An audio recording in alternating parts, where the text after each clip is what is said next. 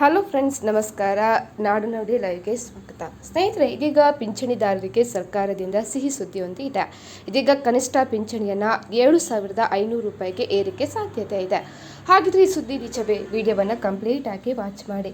ಕೇಂದ್ರ ಸರ್ಕಾರದ EPFO ಅಡಿಯಲ್ಲಿ ನಿವೃತ್ತರಾದ ಲಕ್ಷಾಂತರ ನೌಕರರಿಗೆ ಶೀಘ್ರದಲ್ಲೇ ದೊಡ್ಡ ಮಟ್ಟದ ಆರ್ಥಿಕ ನೆರವು ಸಿಗುವ ಮುನ್ಸೂಚನೆ ಇದೀಗ ಸಿಕ್ಕಿದೆ. ನೌಕರರ ಸಂಘಗಳು ಬಹಳ ದಿನಗಳಿಂದ ನಡೆಸ್ತಾ ಇದ್ದ ಹೋರಾಟದ ಫಲವಾಗಿ ಕನಿಷ್ಠ ಪಿಂಚಣಿ ಮೊತ್ತವನ್ನು ಈಗಿರುವ ಕೇವಲ 1,000 ರೂಗಳಿಂದ ಬರೋಬ್ಬರಿ 7,500 ರೂಪಾಯಿಗಳಿಗೆ ಹೆಚ್ಚಿಸುವ ಸಾಧ್ಯತೆ ದಟ್ಟವಾಗಿದೆ.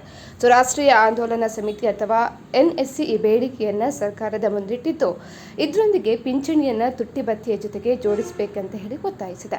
ಇದರಿಂದಾಗಿ ಹಣದುಬ್ಬರಕ್ಕೆ ತಕ್ಕಂತೆ ಪಿಂಚಣಿ ಹಣವು ಹೆಚ್ಚಾಗಲಿದ್ದು ನಿವೃತ್ತರ ಜೀವನ ಸುಧಾರಿಸಲಿದೆ. ಇಡೀ ವಿವಾದ ಮತ್ತು ಚರ್ಚೆಯ ಮೂಲ ಇರೋದೇ ಕೋಶ್ಯಾರಿ ಸಮಿತಿ ವರದಿಯಲ್ಲಿ.